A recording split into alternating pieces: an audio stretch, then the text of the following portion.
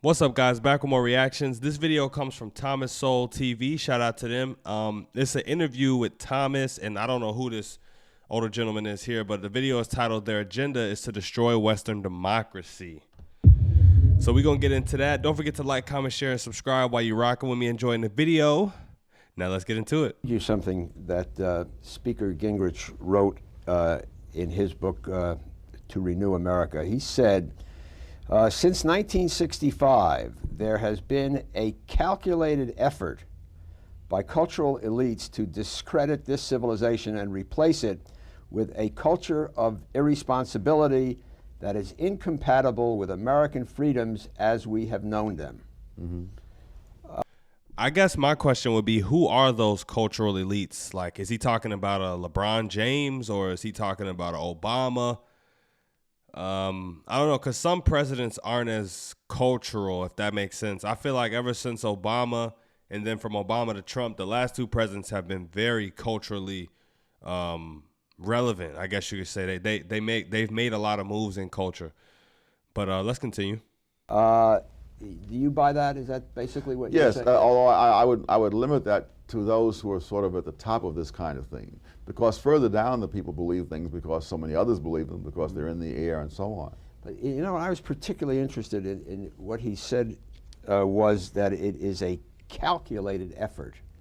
This now, do you believe that the people, the anointed, as you call them, are sitting around in a conspiratorial mode, calculating, as Newt Gingrich says, and saying, here's what we're going to do?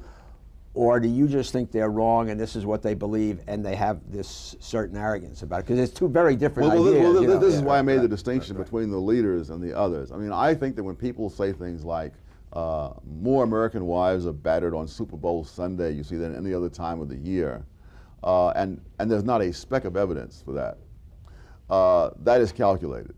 Because What was that word he said? More American wives are what? People say things like, more American wives are battered on Super Bowl Sunday, you see, than any other time of the year, and there's not a speck of evidence for that.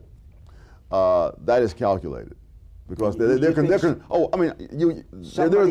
no data that could even be misinterpreted that way. In other words, because there is no data, period. And so, yes. And I hate to cut Thomas off, but I think it's a little bit of both. I think there are people in government that's just full of themselves, and they're playing to their party lines. They're intentionally doing stuff, doing certain things, knowing that it could have a bad effect. They don't care about the negative effect. They just care about their own reputation. I think that's prevalent. But I also think it's people above the government controlling them, and there's people in government and people above who do things just because they think their way is right. They're just doing things they're doing things that are shaping culture, shaping the way people think, the way people live their lives, and they think that it's the right thing to do. They genuinely might think that. I think it's a little bit of both.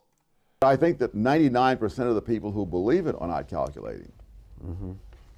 And I think one of the reasons that it flies without even being challenged for evidence is that there is a certain vision of how the world is, and in that world, men are oppressing women, and therefore, when you say something like this, it fits the vision, and that's the end of it. There's no demand for evidence. You have in your book, and this is I'm guessing this is at least 10 years old. I'm gonna say 7 to 10 years old, and what he just said right there, I'm gonna run it back. I'm not even gonna play it back, but what he just said right there, so relevant. Still relevant in today's day. It's almost like nothing's changed. It's only gotten worse, though. Book sort of a series toward the beginning of how the actual process works of forming one of these ideas and selling it and rejecting the proof. Maybe you could just kind of march us through this as a model of it. All right, there's a 4-stage pattern. And in the first stage is what I call the crisis. And so we're hyped to believe that something is a terrible crisis for which something must be done. What was fascinating to me in doing a crisis, let me see, coronavirus, global warming, women's rights. Yeah. The research for the book is that very often the thing that's said to be in crisis has often been getting better for years on end, but that gets ignored. Then the second stage is, for example, infant mortality, to use one of the well, things we were talking about I'm before. thinking about teenage pregnancy and venereal disease. Those things were getting better. Teenage pregnancy was going down for more than a decade before sex education was introduced. Venereal disease, syphilis in 1960s had only half the incidence that it had in 1950. So all these things are going down, yet we're said to need sex education to deal with this crisis. So it almost sounds like he's saying when things start to die down, they'll start a campaign to pick it back up. And now you see that it's even worse than it was when it was going down, when they weren't highlighting it and putting so much media, so much presence on it. Wow. Which is then manufactured. And again, this is where the calculated part comes in. Now, 99% of the people who hear this don't know that. But the reason they accept it is because they also share the same vision. And because this is consonant with that vision, they don't have to ask for evidence. All right, so what's stage two? Stage two is The first one is there's a crisis. Yes. They establish a crisis, usually an artificial one. Yes. Okay. Then stage two is the solution. You have a solution for this crisis. In this case, you have sex education in the schools. And then at that point, you say, if we do this, this will lead to beneficial result A. The critics say, no, it'll lead to detrimental result Z. Stage three, you put it into the results, you put it in, and directly you find detrimental result Z, namely venereal disease and teenage pregnancy take off into the stratosphere. And then stage four is the fascinating part, in which they simply say, no, that doesn't prove that this was a bad policy, because there are many factors. There's complexity. It's simplistic to blame it on this. But they run through this routine on so many different things, including crime. Similarly, they said, in 1960, Judge Bazelon said we just desperately need to have some kind of change in the criminal justice system. Now, in 1960, there were fewer murders than there had been in 1950, 1940, or 1930. But again, that was completely ignored. And so now we have the revolution in the criminal justice system. People say, no, if you have to put these new things in, there'll be more crime than before. They put them in. Almost instantly, the declining crime rate turns around and heads up again. And they say, no, it's simplistic to blame this on this. There are the root causes and the neglect of society and all the rest of it. So it's heads I win, tails you lose. So to go to that earliest example that you gave, you think the increase in venereal disease was caused by sex education? I don't have to even say that. I don't even have to believe that. All I have to say is do you? Oh, I think it's hard to explain otherwise. I mean, you don't get social changes that drastic in a few years without some particular cause. But the argument doesn't depend on that at all. The point is they created the crisis artificially.